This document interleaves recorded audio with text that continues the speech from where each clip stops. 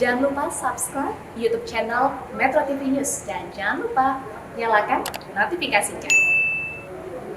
Bagaimana kondisi Kali Ciliwung saat ini? Apakah normalisasi berjalan di tempat? Serta apa sebenarnya penyebab normalisasi Kali Ciliwung yang sulit untuk dituntaskan?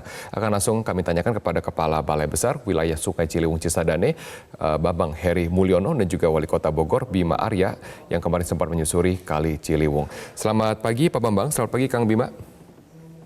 Selamat pagi. Ya. Maaf, selamat siang Pak Bambang dan juga selamat siang Kang Bima. Terima kasih telah bergabung di Metro Siang. Saya akan ke Kang Bima terlebih dahulu. Kang Bima sudah menyusuri dari hulu ke hilir, 119 km Sungai Ciliwung sudah disusuri untuk memetakan masalah yang ada di sana. Apa masalah terbesar yang paling sulit untuk ditangani saat ini? Selama ini kan muncul asumsi bahwa banjir itu kiriman dari hulu, terutama dari Bogor. Ya. Kemudian juga banyak pertanyaan-pertanyaan seberapa besar banjir yang disebabkan dari hulu dibandingkan banjir lokal di Jakarta misalnya. Kami mencoba menjawab itu dengan melakukan pemetaan. Bogor, Depok 8 jam, Depok, Pintu Air Manggarai 8 jam. Yang pertama kami temukan adalah bahwa sepanjang jalur dari mulai Bogor sampai Depok, vegetasi relatif masih hijau, kemudian sampah yang menumpuk itu memang lebih banyak sampah dari banjir dari hulu gitu. Kami tidak terlalu banyak menemukan tumpukan sampah dari warga.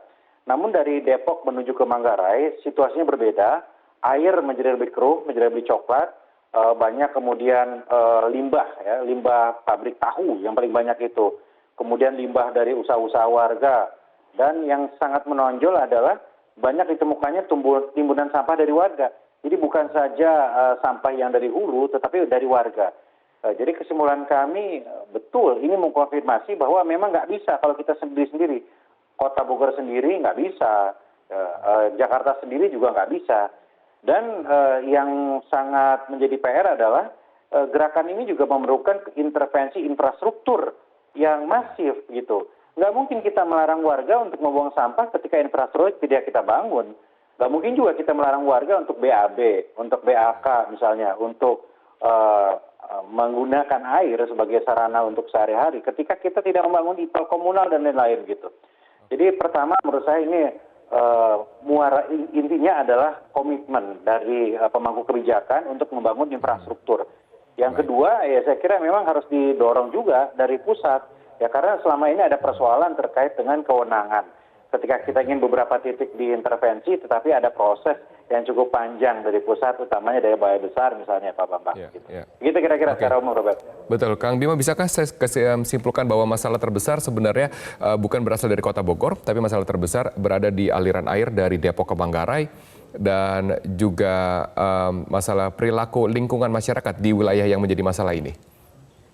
Saya tidak bilang begitu ya, tetapi di lapangan kami lihat begitu.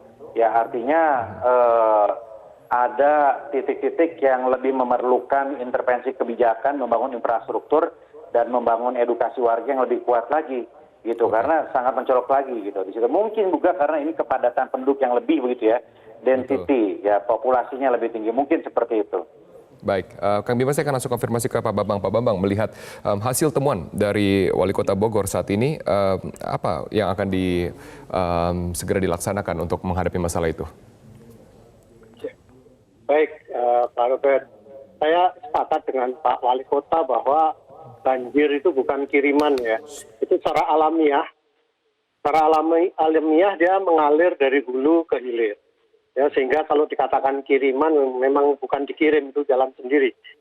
Kemudian yang berikutnya untuk penanganan banjir, kita memang tidak bisa sepotong-sepotong apakah itu di hulu saja, di tengah saja, atau di hilir saja.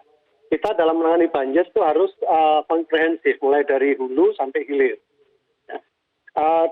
Kita dalam menangani banjir dari Kementerian PUPR untuk di daerah hulu sendiri, kita sudah membangun bendungan kering ya, bendungan Ciawi dan Sukamahi. Itu fungsi dari bendungan ini hanya satu, yaitu untuk pengendalian banjir. Itu mengurangi puncak banjir dari debit rencana 365, itu kita kurangi puncak banjirnya menjadi 253 meter kubik per detik.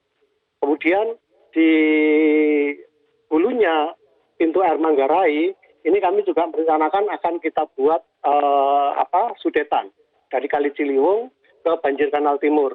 Itu debit yang kita belokkan itu ada 60 meter kubik per detik. Jadi dari Kali Ciliwung kita tembuskan ke banjir Kanal Timur sehingga beban Kali Ciliwung sampai dengan pintu air Manggarai itu akan berkurang menjadi tinggal 510 meter kubik per detik. Dari 510 meter kubik per detik ini yang kita izinkan untuk masuk ke Kali Ciliwung lama itu hanya 70 meter kubik per detik. Sisanya kita alirkan ke banjir Kanal Barat. Jadi ini beberapa hal yang upaya-upaya yang kita lakukan. Tapi satu hal lagi yang perlu kita pahami seperti tadi juga sudah disampaikan, memang persoalannya yang pertama ini mau tidak mau ya harus kita sampaikan bahwa perubahan tutupan lahan di bagian hulu itu bagaimanapun berpengaruh cukup besar terhadap runoff, terhadap limpasan air. Jadi ketika ada hujan turun di daerah hulu, kalau yang tadinya ketika itu masih hutan, itu sebagian besar akan meresap ke dalam tanah. Ketika ini terjadi perubahan, dibuka menjadi pemukiman dan lain sebagainya, maka ini akan sebagian besar menjadi limpasan permukaan. Kemudian juga tadi disampaikan juga masalah pemanfaatan sempadan sungai untuk permukiman. Ini juga satu hal lagi yang merupakan kendala kita ya dalam melaksanakan normalisasi sungai ini. Dan juga sampah. Memang sampah ini juga satu persoalan tersendiri.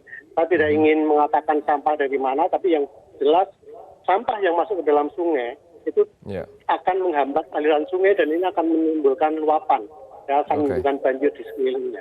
Oke, Pak Bambang, saat ini kami melihat hasil dari terakhir adalah hasil ekspedisi dari Pak Wali Kota Bogor, yaitu Kang Bima. Masalah terbesar dari aliran air dari hulu ke hilir adalah berada di tengah jalan di Depok sampai dengan Manggarai. Itu termasuk juga masalah sampah yang ditemukan lebih keruh air di sana. Mengenai masalah ini, mengenai masalah sampah dan juga mengenai masalah air yang tersendat atau air yang membawa sampah, apa yang akan dilakukan?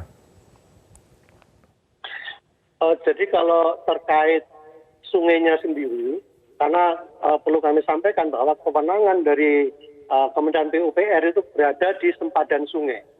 Jadi kita tidak mempunyai kewenangan yang berada di wilayah kiri kanan.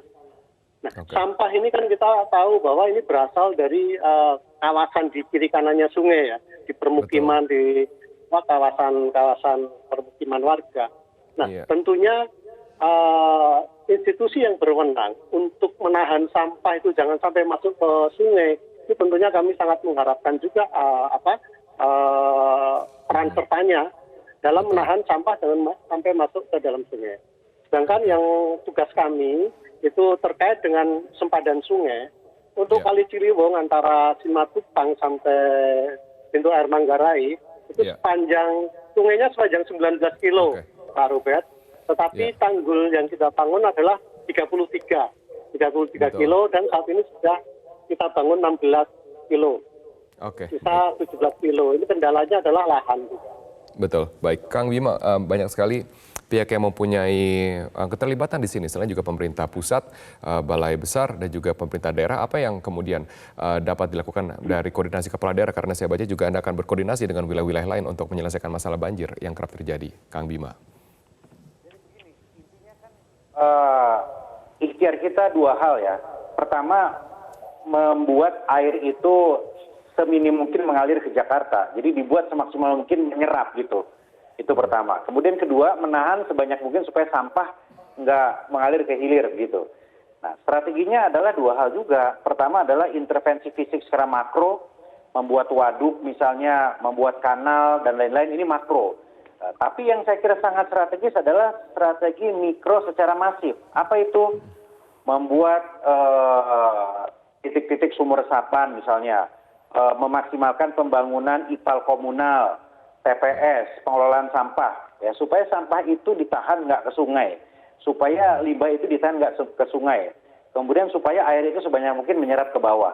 Nah, disinilah perlu saya kira kolaborasi antara pemerintah daerah dan juga kementerian.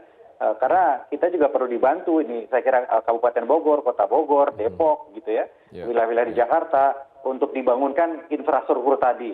Ya saya paham memang ada banyak kewenangan yang membatasi, tetapi paling nggak kita bisa aturlah polanya ya.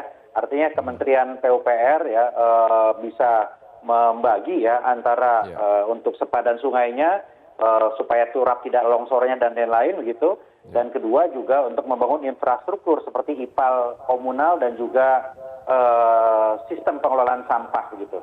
Baik. Dan saya ingin agar ini tidak hanya dibicarakan ketika musim banjir, tetapi Betul. secara permanen dan melembaga begitu. Makanya apa yang dihasilkan di ekspedisi ini akan kita sampaikan ke teman-teman kepala daerah.